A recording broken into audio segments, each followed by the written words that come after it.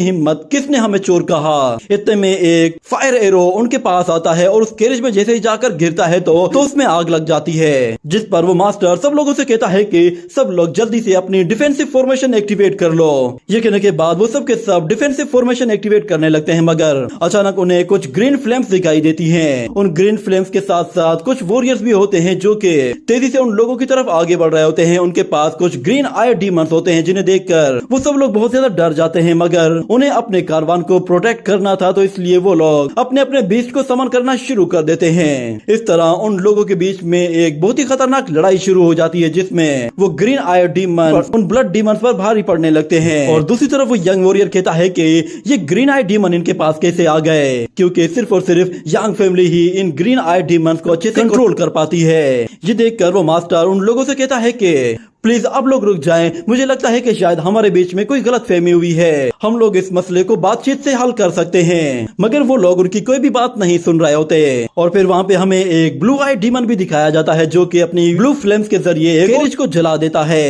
ये देखते ही वो मास्टर अपने बेटे से कहता है कि जल्दी से यहाँ से दूर हट जाओ, ये जगह खतरनाक है। ये कहते ही वो लोग उस कैरेज से दूर चले जाते हैं और वो बंदा अपने बेटे से कहता है कि जितना जल्दी हो सके यहाँ से निकल जाओ। मगर हमें दिखाया जाता है कि उन लोगों का पूरा कारवान जल चुका होता है, कोई भी चीज सलामत नहीं बची थी। ये देखकर वो मास्टर गुस्से में आ जाता है और अपने साथियों से कहता है कि इनमें से किसी को भी जिंदा मत छोड़ना। आखिर इन लोगों की हिम्मत कैसे हुई, ये लोग हमारी यंग फैमिली को बुली करने की कोशिश कर रहे हैं। मगर उसका अपना बेटा कहता है कि मेरे ख्याल से हमें निकल जाना चाहिए, हमारे ये साथी इन्हें देख लेंगे।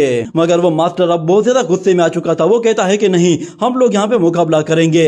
ये कहने के बाद वो फौरन से अपने ब्लड वोल्फ डीमन को बाहर निकालते हैं और उनके जरिए कुछ ग्रीन आई डीमंस पर हमला करके उन्हें पीछे धकेल देते हैं। और फिर वो मास्टर कहता है कि मुझे लगा ही था ये बस मामूली से डीमंस हैं, क्योंकि ये डीमंस हमारे डीमन पैलेस पे नहीं पले बड़े, हमारे ब्लड थर्स्टी बीस्ट के सामने ये लोग नहीं टिक पाएंगे। ये कहने के बाद वो अपने बीस्ट से कहता है कि इन लोगों की धज्जियां उड़ा दो। ये सुनते ही वो ब्लड थर्स्टी बीस्ट एक एक डीमन पर टूट पड़ते हैं और उन्हें बहुत ही बुरी तरह से मारना शुरू कर देते हैं। और एक बीस्ट जैसे ही पीछे से आकर एक ब्लड थर्स्टी बीस्ट पर हमला करता है तो वो उस अटैक को रोक लेता है। अचानक से उसके अंदर बहुत ही ज्यादा पावर आ जाती है और वो ब्लड थर्स्टी बीस्ट उस ग्रीन आई डीमन को पीछे धकेल देता है। और हम दूसरी तरफ उस यंग मास्टर को देखते हैं, वो ब्लड बीस्ट से कहता है कि इसका काम तमाम कर दो। तो हम देखते हैं कि वो ब्लड बीस्ट उस ग्रीन आई डीमन के ऊपर ही चढ़ जाता है और उसे इंजर्ड करने के बाद वो उसके ही मास्टर के पास जाकर उसे अपने मुंह में दबोचकर उसे भी बुरी तरह से जख्मी कर देता है। ये देखकर वो यंग मास्टर बहुत ही ज्यादा खुश होता है और कहता है कि हम लोग तो बिला वजह में ही इन आए डीमन से इतना ज्यादा डर रहे थे, मगर देखो ये तो बिल्कुल बेकार से डीमन हैं। यहाँ तक कि ये ब्लड थर्स्टी बीस्ट का भी मुकाबला नहीं कर पा रहे। और फिर उसका फादर अपने बेटे से कहता है कि हमारे पास बस यही चांस है, हम इन सारे बीस्ट से अपनी जान छुड़ा सकते हैं। ये कहने के बाद वो लोग देखते हैं कि वो सारे के सारे ग्रीन आई डीमन उन लोगों के बिल्कुल सामने आ रहे हैं। ये देखते ही वो दोनों भी अपने ब्लड थर्स्टी बीस्ट से हमला करने के लिए कहते हैं। और हम लोग हाउटियन को देखते हैं, वो एक जगह मास्क लगाकर बैठा हुआ होता है और कहता है कि तुम लोग तो ये मैच नहीं जीतने वाले। और इस तरफ हमें दिखाया जाता है ऑक्शन हाउस में डीमन हार्ट को लाया जाता है और कहा जाता है कि ये हार्ट असल में एक डीमन ट्री का हार्ट है और वुड एट्रीब्यूट में ये सबसे ज्यादा पावरफुल माना जाता है। इसकी मदद से किसी भी वुड बीस्ट को वार लॉर्ड लेवल तक अपग्रेड किया जा सकता है। यूँ समझ लो कि जो भी बीस्ट इस डीमन हार्ट के जरिए अपग्रेड किया जाएगा वो कमांडर लेवल तक पहुंच जाएगा और इसकी स्टार्टिंग प्राइस है 7 लाख। और दूसरी तरफ हमें दिखाया जाता है कि यंग फैमिली का एक यंग मास्टर अपने ग्रैंडफादर से कहता है कि फाइनली ऑक्शन हाउस में कोई काम की चीज आई है। तो उसका ग्रैंडफादर कहता है कि ठीक है, तुम बोली लगाना शुरू करो। ये सुनकर वो लड़का खुश होता है और कहता है कि मैं जानता था आप मुझसे बहुत प्यार करते हैं। ये कहने के बाद वो यंग मास्टर 7.5 लाख की बोली लगाता है, मगर ऊपर से किसी लड़की की आवाज आती है। वो कहती है कि मैं 8 लाख दूंगी। उसकी आवाज सुनकर वो सब लोग हैरान हो जाते हैं कि आखिर ये कौन लड़की है। ऐसा लग रहा है कि शायद ऊपर प्राइवेट रूम में से किसी लड़की की आवाज आई है। और दूसरी तरफ यंग फैमिली का वो यंग मास्टर कहता है कि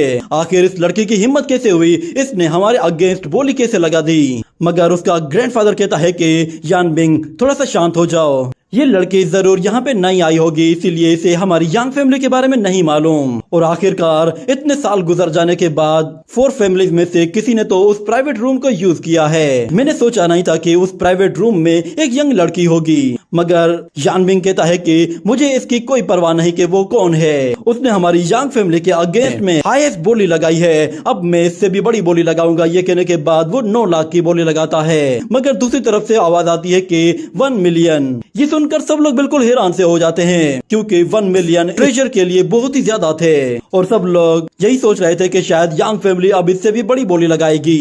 मगर वो यंग मास्टर कहता है कि तुम सब लोग 1 मिनट के लिए चुप हो जाओ। तुम्हें क्या लगता है कि हमारी यंग फैमिली कोई गरीब फैमिली है? एक मर्तबा हमारा वो बैकअप सामान आ जाए, उसके बाद हम लोग इससे भी बड़ी बोली लगाएंगे। मगर उसका ग्रैंडफादर कहता है कि नहीं, इस ट्रेजर के लिए 1 मिलियन से ज्यादा की बोली बनती ही नहीं है, इसलिए बेवकूफी करने की गलती मत करो। ये